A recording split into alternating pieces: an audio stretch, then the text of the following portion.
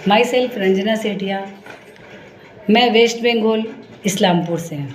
सबसे पहले तो मैं पूरी भक्तामर की टीम के लिए ओमरम कहना चाहूँगी, जिन्होंने इतने प्यार और इतनी लगन मेहनत के साथ हमें भक्तामर सिखाया, क्योंकि मेरे लिए ये बहुत मुश्किल काम था। मुझे एक भी पद्य भक्तामर का पहले नहीं आता था।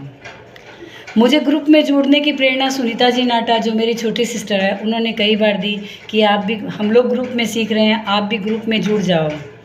लेकिन मेरे मन में यह था कि मुझे भक्तामर नहीं आएगा, क्योंकि मुझे भक्तामर पढ़ना आता ही नहीं था। फिर भी उनकी प्रेरणा से मैं ग्रुप में जुड़ी, और ग्रुप में मैं जब जुड़ी तब ग्रुप में 10 पद्य हो चुके थे।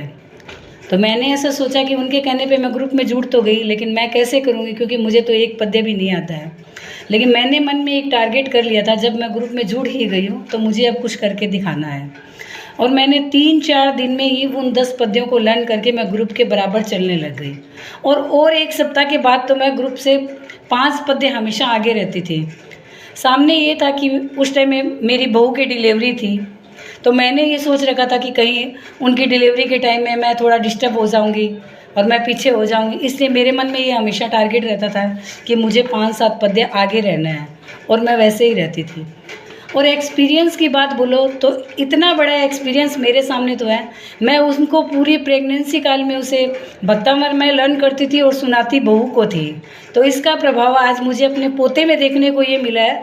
वो भले सुबह के टाइम में कितना भी रोता रहे, लेकिन मैं उसके पास में भक्तामर चला के छोड़ देती हूँ, और जब तक पूरा भक्तामर चलता है वो बिल्कुल नहीं रोएगा एकदम। और जैसे ही भक्तामर ख़त्म होता है वो फिर रोना शुरू करेगा, मैं भक्तामर स्टार्ट कर दूँगी, वो फिर चुप हो जाएगा। हमें तो कहा जाता है ना कि जो भीतर वाला जीव जैसा सुनता है वैसा ही करता है। तो मैंने तो ये प्रत्यक्ष ही नहीं, प्रत्यक्ष प्रमाण देख लिया है मैंने एकदम, ये कि ऐसा होता ही है।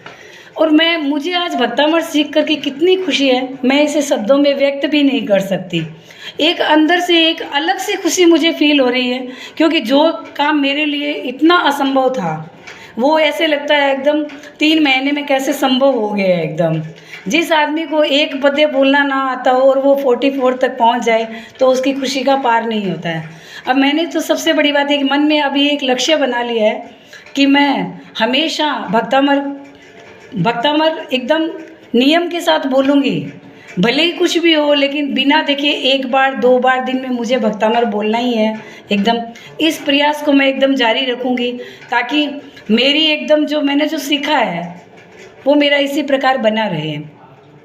बार बार यही कहा जाता है कि इस ग्रुप ने कितनी बड़ी कर्म निर्जरा का काम किया है, खुद कर्म निर्जरा और हम लोगों की कर्म निर्जरा करवाई है।